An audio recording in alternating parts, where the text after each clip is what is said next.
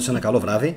Στο σημερινό μας το βίντεο θα αναφερθούμε σε ρώσικο δημοσίευμα, το οποίο, όπως έχετε καταλάβει και από την επικεφαλίδα και από τον τίτλο δηλαδή του βίντεο, χαρακτηρίζει τους Έλληνες ως τεμπέληδες.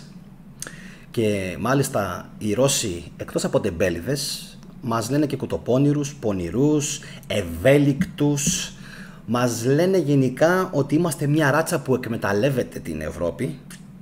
Δεν ξέρω σε τι βαθμό θα μπορούσε να ισχύει κάτι τέτοιο. Ίσως τα προηγούμενα χρόνια, λέω τα προηγούμενα από το 80 και μετά μέχρι το 2005, να ίσχυε κάτι τέτοιο σε έναν μικρότερο, σε μεγαλύτερο βαθμό. Δεν είμαι σίγουρος, αλλά νομίζω ότι αυτή τη στιγμή που μιλάμε τώρα, σε αυτή την χρονική συγκυρία, προφανώς και τα ρωσικά μέσα μαζικής ενημέρωσης το κάνουν διότι πρώτον έχουν ανακτήσει, από ό,τι καταλαβαίνω, από την ελληνική πλευρά.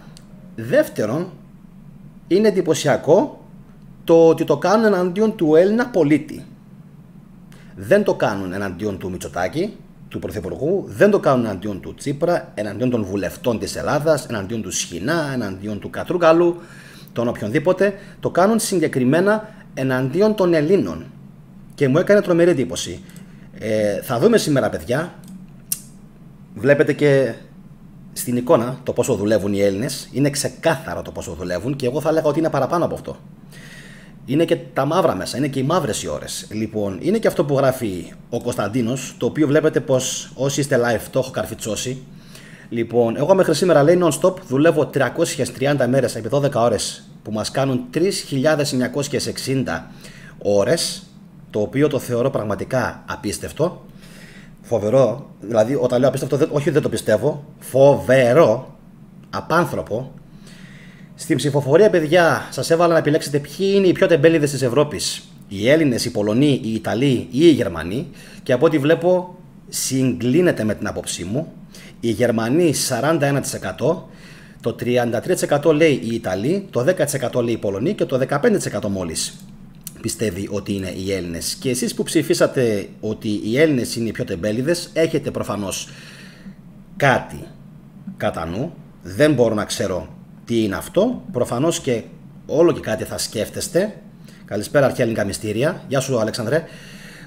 Γεια σου, Μουράτ. Όλο κάτι θα σκέφτεστε και όλο και κάτι θα έχετε από το στενό οικογενειακό σας περιβάλλον. Λοιπόν, πριν πιάσω το ζήτημα των ωρών, που είναι ξεκάθαρο πόσες είναι, περίπου, ίσως είναι και παραπάνω, το ξαναλέω, πριν πιάσω αυτό το ζήτημα, θα διαβάσω λιγάκι ένα μήνυμα που μου άφησε η Γεωργία Νακοπούλου. Φαντάζομαι ξέρετε όλοι ποια είναι η Γεωργία Νακοπούλου. Αν βλέπετε θετική ντοπαμίνη, ξέρετε ποια είναι η Γεωργία. Λοιπόν, η οποία μου γράφει: η Ελλάδα έχει περάσει πολλά και άσχημα γεγονότα. Δεν υπάρχει περίπτωση να την απελευθερώσουν από προτεκτοράτο. Οι Έλληνες πρέπει να σταματήσουν να αυτομαστιγώνονται, αυτό το λέω και εγώ συνέχεια, φτάνει με την ητοπάθεια, για τους σχεδιασμούς ξένων δυνάμεων που έχουν προκαθορίσει όλες τις καταστάσεις. Ας συγκεντρωθούν τουλάχιστον σε κάποια πράγματα, όπως να μάθουν να σέβονται τις πόλεις, τα κοινά και τα ιδιωτικά πράγματα, και να μην επιτρέπουν στα παιδιά τους να μουτζουρώνουν τους τοίχους των δημόσιων κτηρίων και των ιδιωτικών κτηρίων και ούτω καθεξής. Αυτό που πρέπει να εδαχτεί όμως είναι η ευγένεια όλων προς όλους, συν η κατανόηση, η συμπόνια και η καλοσύνη. Λοιπόν, επίσης λέει, πρέπει να κατεβάσουμε ταχύτητα, λοιπόν, και να μην είμαστε μονίμως με το κινητό δίπλα μας, μπάστακα, και να μάθουμε να δουλεύουμε ομαδικά. Επίσης να μάθουμε να είμαστε, λέει, πλάσματα της καθαριότητας, τόσο εντός όσο και εκτός του σπιτιού, και να μην συμπεριφερόμαστε ως οξύθυμοι νταΐδες. Και φυσικά συνεχίζει από κάτω, γράφει και άλλα πράγματα η Γεωργία, και δεν θα τα διαβάσω όλα, αλλά θα διαβάσω ένα πολύ ωραίο σχόλιο που μου έγραψε ο Φώτης Π, ο οποίος λέει: όλα πρέπει να ξεκινήσουν από την παιδεία, με μαθήματα που να εμπνέουν την αγάπη για την Ελλάδα, την αρχαία μας ιστορία και ούτω καθεξής, τους ήρωές μας και όλα αυτά.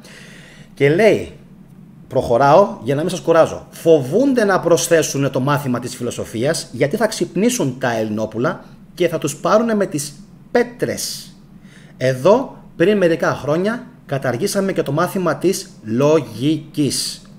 Και συνεχίζει και εγώ φυσικά από κάτω μετά του άφησα ένα σχόλιο ως απάντηση. Όπως σας έχω πει, απαντάω σε όλους. Λοιπόν, πάμε. Χρήστος 187. Στη δουλειά μου στην Γερμανία οι πιο τεμπέληδες είναι οι Γερμανοί και οι Τούρκοι. Οι Γερμανοί είναι μόνο τσιγάρα και φαγητό και οι Τούρκοι μόνο μπλα μπλα και λούφα. Αυτά να ξέρεις, Χρήστο μου τα λέει και ο πατέρας μου, που δουλεύει 30 τόσα χρόνια στην Γερμανία και μου λέει ότι εννοείται οι πιο τεμπέληδες είναι αυτοί όλοι που λες. Επίσης κάποιοι άλλοι που είναι τεμπέληδες, να ξέρετε, τουλάχιστον αυτοί που έχω δει στην Γερμανία ή τουλάχιστον από αυτά που έχω ακούσει, σε αρκετό βαθμό είναι και οι Πολωνοί. Σε αρκετό βαθμό. Έτσι. Λοιπόν, πάμε λοιπόν να δούμε πόσες ώρες τελικά δουλεύουν οι Έλληνες. Μάλλον να το πάρουμε αλλιώς. Οι Έλληνες, θα κάνουμε ξεχωριστό βίντεο για αυτό στο μέλλον. Παιδιά, όσο και αν δεν το πιστεύετε, εμάς μας βγάζουν τρίτους παγκοσμίως σε ώρες εργασίας. Τρίτους. Πίσω από τους Μεξικάνους και τους Κοσταρικανούς, νομίζω, ή την Κορέα, νομίζω την Νότια Κορέα. Νομίζω την Νότια Κορέα. Αλλά νομίζω πως είναι και η Κοσταρίκα πάρα πολύ ψηλά.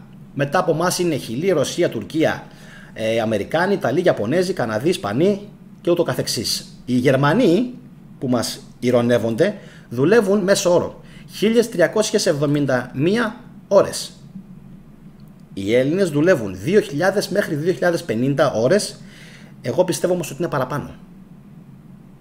Εγώ πιστεύω ότι αυτές οι ώρες είναι πλασματικές. Εγώ πιστεύω ότι οι Έλληνες εργάζονται πολύ περισσότερο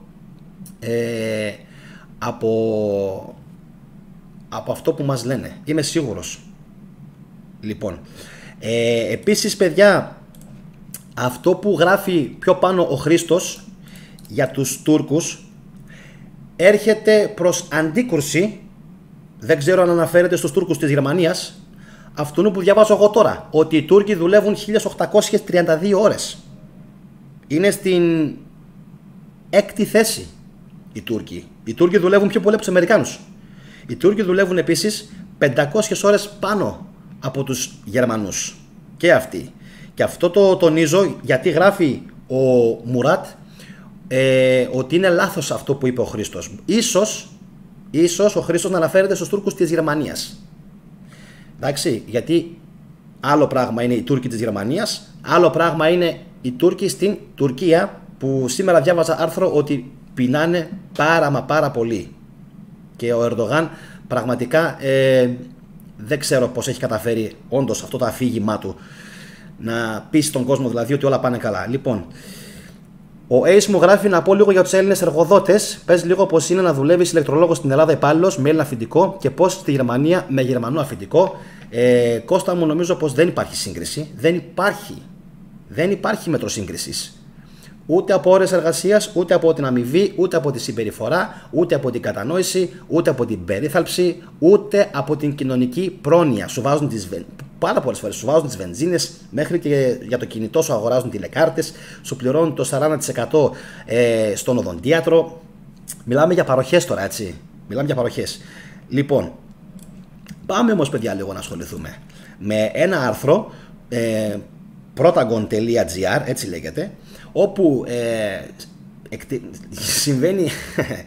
εκτελήσεται μια φάση στην Σιτία στο Ηράκλειο και λέει τώρα μια Αγγλίδα: είχα έναν Γερμανό, λέει, επιβάτη που μου είπε, λέει ο ταξιτζής, δεν χρειάζεται να πληρώσω διαδρομή γιατί σας έχω ήδη εξοφλήσει εσάς τους τεμπέληδες Έλληνες με τους φόρους μου. Πού κολλάει αυτό? Θα σας πω πού κολλάει. Οι Ρώσοι, το ρωσικό δημοσίευμα που μας χαρακτηρίζει κουτοπώνηρους και τεμπέληδες, επικαλείται και υποθέτει ότι οι Έλληνες έχουν φάει, άκουσον, δεν ξέρω βέβαια αν αληθεύει κάτι τέτοιο, 600 δισεκατομμύρια ευρώ από τους Γερμανούς. Φίλοι μας Ρώσοι, αν οι Έλληνες είχαν φάει 600 δισεκατομμύρια, πού πήγαν αυτά τα χρήματα, από τους Γερμανούς, νομίζω πως δεν θα είχαμε και χρέος. Θα μου πείτε, πήγαν στις τράπεζες κάποια χρήματα, τα θυμάμαι, δεν είμαι χθεσινός, τα θυμάμαι. Κάποια χρήματα πήγαν στις τράπεζες, αρκετά μεγάλα ποσά. πήγαν στις τράπεζες, αν θυμάστε. Πάμε λίγο, Χριστίνα. Εγώ τόσα χρόνια που δούλευα με Γερμανούς δεν μπορώ να πω ότι ήταν τεμπέληδες. Σίγουρα παίζει ρόλο και πού δουλεύεις, δηλαδή αν το επιτρέπει η δουλειά σου. Ακριβώς το ίδιο, Χριστίνα, συμβαίνει και στην Ελλάδα. Ο L281528 γράφει: όλα ξεκινούν από την οικογένεια. Πρέπει οι γονείς να μάθουν στα παιδιά ότι δεν πρέπει να τεμπελιάζουν, αλλά να εργαστούν για να συντηρούν τα θέλω και τις οικογένειές τους. Να μην έχουν ανάγκη κανένας. Λοιπόν, να σας πω λίγο κάτι που μου κάνει τρομερή εντύπωση. Είναι το εξής. Υπάρχουν, πιστεύω, κάποιες φυλές που ενδεχομένως να δουλεύουν παραπάνω από εμάς, αλλά να μην είναι καταγεγραμμένες σε αυτούς τους χάρτες που βλέπω τώρα και διαβάζω, γιατί στην ουσία πρόκειται για, όχι χάρτες, δηλαδή για σχεδιαγράμματα δηλαδή. Θα σας το δείξω τώρα βασικά, για να καταλάβετε τι εννοώ. Ένα λεπτάκι λιγάκι, ένα λεπτάκι. Λοιπόν, το βλέπετε, ωραία. Εδώ είμαστε λοιπόν, έτσι. Λοιπόν, έχω σε πολύ μεγάλη εκτίμηση, να ξέρετε, δεν ξέρω αν συμφωνείτε ή όχι με μένα, έτερον εκάτερον, έχω σε πολύ μεγάλη εκτίμηση την Νοτιοανατολική Ασία, παιδιά. Και την Αφρική, εκεί δεν ξέρουμε τι συμβαίνει. Νοτιοανατολική Ασία, και αναφέρομαι σε χώρες όπως Ταϊλάνδη, Φιλιππίνες, Καμπότζη και η Κίνα, γιατί όχι, και η Κίνα. Λοιπόν, Βόρεια Κορέα, δουλεύουν σαν σκυλιά. Τα στοιχεία αυτά για αυτές τις χώρες, να ξέρετε, δεν υπάρχουν. Τώρα, για ποιο λόγο δεν υπάρχουν, φαντάζομαι πως το καταλαβαίνετε. Διότι έχουν ψηλό Βιετνάμ, έχουν ψηλοαυταρχικές κυβερνήσεις αυτές οι χώρες και δεν τους αφήνουν να αναπνεύσουν. Λοιπόν, αν κάνουμε έναν πρόχειρο υπολογισμό και πούμε ότι ο Έλληνας δουλεύει δηλαδή το 8ωρο του στην Ελλάδα, αλλά ξέρετε πολύ καλά ότι οι Έλληνες, εκτός από το 8ωρο τους, μια πολύ μεγάλη μερίδα των Έλληνων δουλεύει και δεύτερη δουλειά. Και αν πούμε ότι κάνουμε μία ακόμα 4ωρη δουλειά μέσα στην ημέρα, 6 φορές την εβδομάδα, ας πούμε ότι έχουμε και ένα ρεπό, οι 72 ώρες που προκύπτουν την εβδομάδα επί 72, θα κάνουμε επί 52, έτσι. 5.184 ώρες. Να το ξαναδούμε, ρε παιδιά, αυτό άλλη μια φορά. 72 ώρες την εβδομάδα. Γιατί το ξαναλέω, πολλοί δουλεύουν 12 ώρες την ημέρα, έτσι. Λοιπόν, κάποιοι. Κώστα. Λοιπόν, 72. Αν το πολλαπλασιάσουμε, δηλαδή, τόσο πολύ βγαίνει. Ναι, μου κάνει τρομερή εντύπωση. Υπάρχει δηλαδή περίπτωση να δουλεύουν κάποιοι Έλληνες τόσες πολλές ώρες? Υπάρχει. Και αυτές οι ώρες τώρα που σας είπα είναι μηδαμινές. Υπάρχουν πολλοί που είναι δημόσιοι υπάλληλοι, έτσι. Λοιπόν, το 8ωρο τους δηλαδή, και παράλληλα τρέχουν και στα χωράφια. Αυτό δεν μετράει. Τρέχουν στα χωράφια. Δεν μετράει.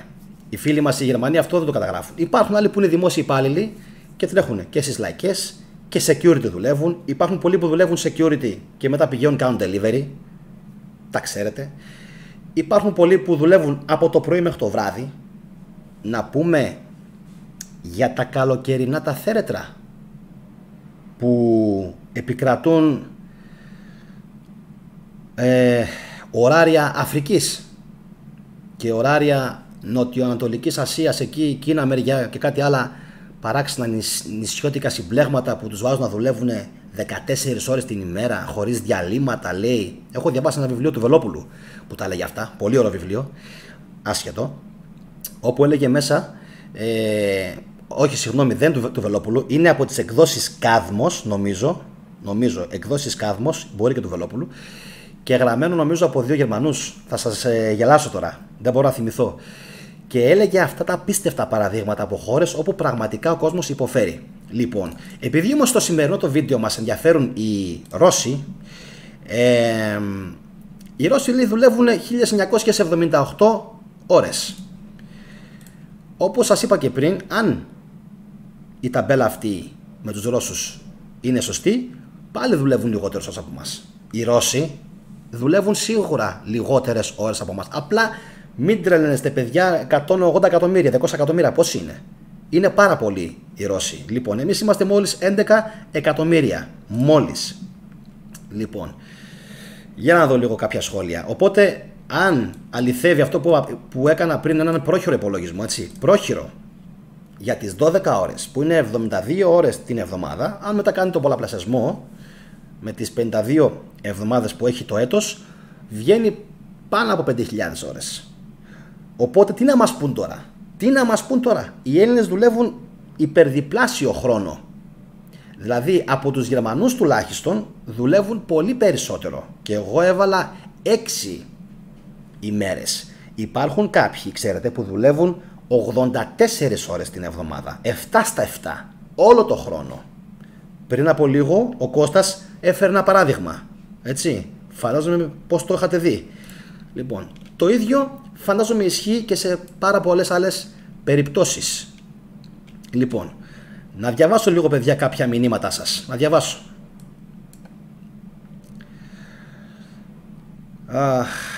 Πού είμαστε? Λοιπόν,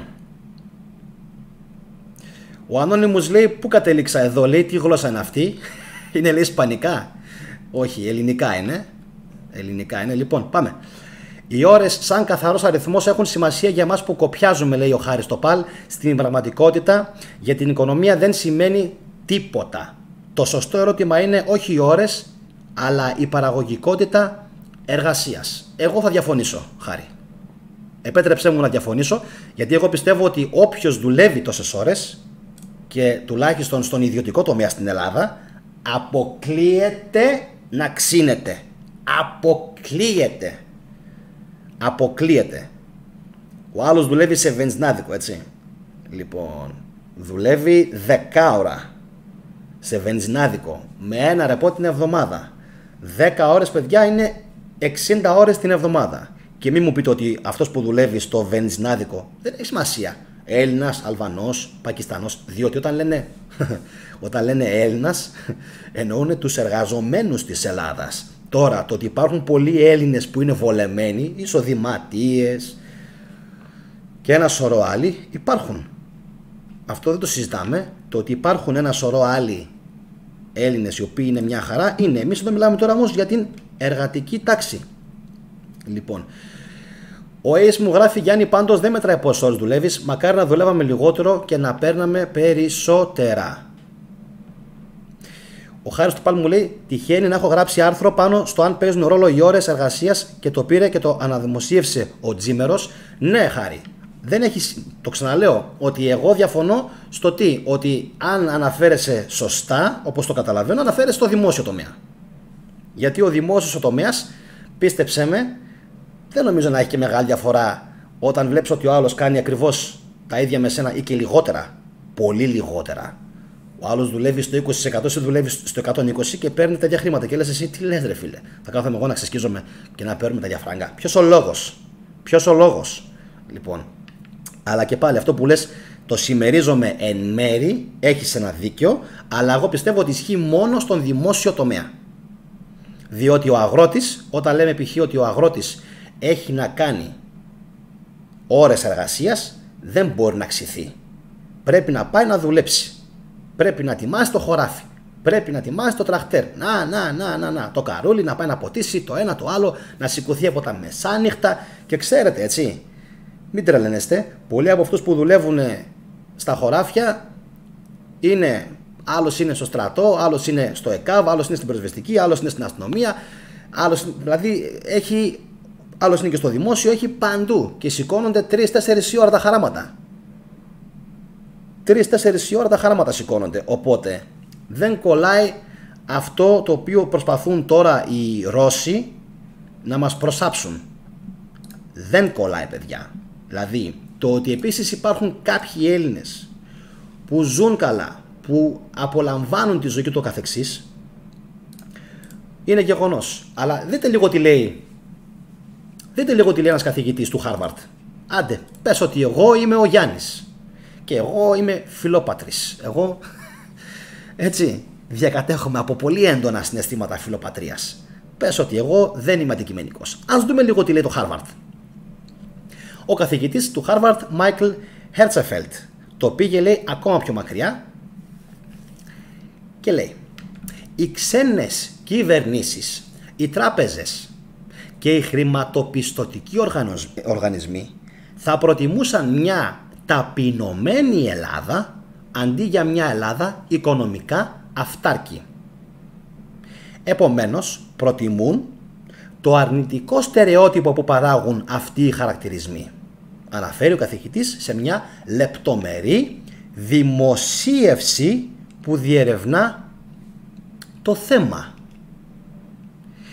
Λοιπόν, επίσης υπάρχουν κάποιοι άλλοι οι οποίοι δήλωσαν ότι η ταμπέλα «Τεμπέληδες Έλληνες με το φραπέ στο χέρι» ήταν ένας, προσέξτε, θα το ξαναπούμε αυτό στο μέλλον, πανούργος χειρισμός των εθνικών χαρακτηριστικών με σκοπό να αποδείξουν ότι οι επιπτώσεις της παγκόσμιας κρίσης που ξεκίνησε το 2008 ήταν made in Greece, δηλαδή ελληνικής κατασκευής, παύλα έμπνευσης, παύλα απόρριας, γράφει η Heidi Fuller Love στην Telegraph. Απίστευτο. Είναι τρομερό. Είναι τρομερό. Προσπάθησαν δηλαδή να επιβάλλουν παγκοσμίως αυτήν την εικόνα του Έλληνα για να δικαιολογήσουν αργότερα τα διάφορα μέτρα που θα έπαιρναν εναντίον μας. Λοιπόν, πάμε να διαβάσουμε 2-3 σχόλια και παιδιά να κλείσουμε. Λοιπόν, Σοφία, γεια σας. Χωρίς να έχω καμία άλλη επιλογή δούλευα για 3 ευρώ την ώρα. Κάθε μέρα 10 ώρες. Χωρίς δικαιώματα πριν 7 χρόνια. Πριν φύγω Γερμανία. Θα μας πει, λέει, ποιος, τι. Σαν και εμένα, πολύ. Εντάξει παιδιά, για να καταλάβετε, αυτό το σχόλιο είναι από την Σοφία Παπαδοπούλου. Γεια σου καλή μου Σοφία. 3 ευρώ την ώρα, 10 ώρες. Πέστε μου εσείς πόσοι Γερμανοί θα κάθονταν και πόσοι θα άντεχαν. Πόσοι Ιταλοί. Λοιπόν, επόμενο. Ο Χάρης το πάλι θέλει να δώσει ένα παράδειγμα για το 8ωρο προφανώς που λέγαμε. Να το πω απλά. 2 τεχνικοί μπορεί να επισκευάζουν λάπτοπ και οι 2 δουλεύουν 8 ώρες. Ο ένας επισκευάζει 10 λάπτοπ την ώρα, ο άλλος 5 και οι 2 δουλεύουν ίδιες ώρες. Αλλά ο ένας είναι πιο παραγωγικός. Σωστό είναι αυτό, Χάρη. Αυτό είναι πάρα πολύ σωστό και είναι και πάρα πολύ απλό και ευκατανόητο. Το παράδειγμα που έφερες είναι έτσι όπως το λες. Δεν πρόκειται να διαφωνήσω καθόλου. Είναι ορθότατο, αλλά όπως καταλαβαίνεις, αυτό θα μπορούσε να έχει ευρεία εφαρμογή και στο δημόσιο. Αυτό το παράδειγμα π.χ. που έδωσες θα μπορούσε να ισχύει και στο δημόσιο. Και μετά, Χάρη μου, πες μου εσύ, αν όντως ο ένας επισκευάζει 10 λάπτοπ και ο άλλος 5, αν είχαμε στο δημόσιο τέτοιο πράγμα που δεν υπάρχει, αν ανταμείβονταν και οι 2 το ίδιο, αυτός που επισκευάζει τα 10, τι πιστεύεις ότι θα έκανε μετά από 1 μήνα και 2 μήνες, όταν θα βλέπει ότι θα παραμείνει στον ίδιο μισθό και στο ίδιο πόστο, χωρίς αύξηση, χωρίς προαγωγή, χωρίς τίποτα? Τι θα έκανε? Τροφή για σκέψη. Θα βγει στο εξωτερικό? Θα πήγαινε στην Γερμανία? Δεν ξέρω. Λοιπόν, επόμενο. Στο δημόσιο όλοι είναι τεμπέληδες. Πόσα εκατομμύρια είναι οι αγρότες? Έχουν από 10 Πακιστανούς, μόνο στα εργοστάσια δουλεύουν. Όλοι οι άλλοι είναι λαμόγια, γράφει ο Ποτουρίδης Ηλίας. Να σας πω παιδιά κάτι, αν μπορείτε, δεν ξέρω ποιος σας έμαθε, δεν το λέω τώρα μόνο για τον Ηλία, το έχω πει σε όλους. Οι αρχαίοι Έλληνες δεν έγραφαν έγραφαν με κεφαλαία, αλλά ήταν άλλες εποχές. Τώρα και τα γράφανε και κολλημένα, ξέρετε, κολλημένα. Στην εποχή μας είναι πολύ πιο εύκολο. Αυτή είναι η γνώμη μου. Για μένα και για σας, αν θέλετε να διαβάζονται πιο πολλά σχόλιά σας, καλό είναι να τα γράφετε στην κοινή Αλεξανδρινή Με κεφαλαία εκεί που πρέπει και με μικρά εκεί που πρέπει, για να μπορώ, δεν το λέω για μένα, το λέω για σας, για να μπορώ να διαβάζω περισσότερα σχόλιά σας. Είναι πιο εύκολο για το μάτι να διαβάζω πιο εύκολα τα σχόλιά σας. Λοιπόν, το έχω πει σε πάρα πολλούς. Ελληνικά γράμματα, δεν θέλω γκρίκλις, και όσο γίνεται πιο με μικρά και με κεφαλαία μόνο εκεί που πρέπει, όσοι ξέρουμε τουλάχιστον γραμματική. Πάμε, Μαργαρίτη. Γιάννη, έχω ακούσει πάντως πως θέλουν στην Βόρεια Ευρώπη να κάνουν το πενθήμερο τετραήμερο. Το έχω διαβάσει και εγώ. Γιατί σύμφωνα με μελέτες έτσι αποδίδουν περισσότερο οι εργαζόμενοι. Το διάβασα και εγώ αυτό, Κώστα. Νομίζω οι πρώτοι που το ξεκίνησαν είναι οι Φιλανδοί. Πιλωτικά ναι μεν, αλλά το δοκιμάζουν και το προχωράνε. Λοιπόν, η ψηφοφορία, παιδιά, μέχρι στιγμής θα σας πω, 68 είναι οι ψήφοι. Ποιοι είναι οι πιο τεμπέληδες της Ευρώπης? Οι Πολωνοί, 10% μόνο. 19 οι Έλληνες, 29 οι Ιταλοί, 41% είναι οι Γερμανοί. Από 69 ψήφους. Βέβαια αυτά, λοιπόν, λίγο πολύ θα παίξουν αυτές οι ψήφοι δηλαδή που έχετε βάλει, και σας ευχαριστώ πάρα πολύ για την ψηφοφορία. Λοιπόν, όπως καταλάβατε, θα κάνουμε και ειδικό αφιέρωμα στο μέλλον για το πόσο δουλεύουν οι Έλληνες. Σήμερα απλώς θέλαμε να δείξουμε αυτήν την ρωσική επίθεση εις βάρος της Ελλάδας, με την οποία εγώ προσωπικά δεν συμφωνώ και δεν συμφωνούν και πάρα πολλοί άλλοι Έλληνες. Επίσης, να πω ένα τελευταίο σχόλιο, παιδιά, πριν κλείσω. Μου έγραψε ένας φίλος στο κανάλι αν θα μπορούσε το κανάλι να γίνει στην ουσία πυλώνας, να το πω, προκειμένου να στηριχτεί κάποιο πολιτικό κόμμα, παύλα κίνημα, παύλα το οτιδήποτε. Και απάντησα όχι. Δεν υπάρχει περίπτωση εγώ να ασχοληθώ καθόλου με κανένα απολύτως κόμμα, και εννοώ με τη μορφή στήριξης. Κριτική θα υπάρχει σε όλους, το ξαναλέω, κριτική θα υπάρχει σε όλους, τα σωστά θα είναι σωστά, και από εκεί και πέρα δεν υπάρχει καμία απολύτως στήριξη σε κανέναν. Εμένα με στήριξε ποτέ κανείς? Όχι φυσικά. Λοιπόν, για ποιο λόγο εγώ να στηρίξω ένα πολιτικό κόμμα? Ποιος με βοήθησε εμένα ποτέ από αυτούς όλους? Και να θέλουν να με βοηθήσουν τώρα δεν χρειάζεται. Ευχαριστώ πολύ. Δεν χρειάζεται. Αύριο να έρθουν να μου πούν ότι ξέρεις κάτι, Γιάννη, πώς θα βγάζεις από τη θετική ντοπαμίνη το χρόνο?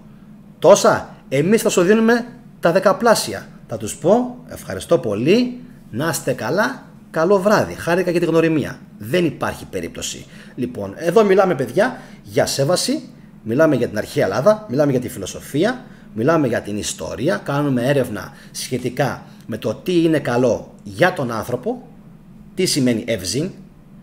Προσπαθούμε να δημιουργήσουμε νέες γενιές Ελλήνων, και αν όχι, γιατί όχι, απογόνων και επιγόνων του Μεγάλου Αλεξάνδρου, κάποιοι να έχουν αυτά τα πρότυπα, και να μην πω δεν θα πω το όνομα, να μην έχουν άλλα πρότυπα που παίζουν τώρα ειδικά στη μουσική σκηνή της Ελλάδας, που γίνεται ένας χάμος και έχουν πέσει με τα μούτρα κάποιοι και ασχολούνται μαζί τους, ενώ θα πρέπει κανονικά να είστε όλη μέρα έτσι. Λοιπόν, και εννοείται ότι αυτό που πρεσβεύουμε σαν κανάλι επίσης είναι η σέβαση. Το ξαναλέμε 200 φορές. Βέβαια θα με δείτε και εμένα εκεί που πρέπει να τα χάνω και να μην σέβομαι. Και δεν σέβομαι συγκεκριμένους ανθρώπους οι οποίοι προσπαθούν να το παίξουν έξυπνοι. Οι εξυπνάκηδες δεν περνάνε σε μένα. Με τίποτα δεν περνάνε. Και δεν το λέω αυτό με έναν τόνο έτσι επιθετικό. Όχι. Απλά δεν περνάνε σε μένα οι εξυπνάκηδες. Δεν περνάνε σε μένα τα ακραία στοιχεία. Να το πω έτσι. Παιδιά, ξεχάστε το. Ξεχάστε το. Δεν πρόκειται. Είμαι αρκετά ακραίος στην προσωπική μου τη ζωή για να είμαι και στο κανάλι ακραίος. Οπότε προσπαθώ όσο μπορώ να είμαι μετριόφρον, όσο μπορώ, γιατί είναι πολύ δύσκολο, και να μην ξεφεύγω με άτεχνα σχόλια, και αν μη τι άλλο να μην πλαγιάζω την κουβέντα και να την πηγαίνω εκεί που δεν πρέπει να την πάω. Αυτά, παιδιά, από μένα. Καλή ξεκούραση σε όλους. Δεν χανόμαστε. Θα τα ξαναπούμε τις επόμενες ημέρες. Καλό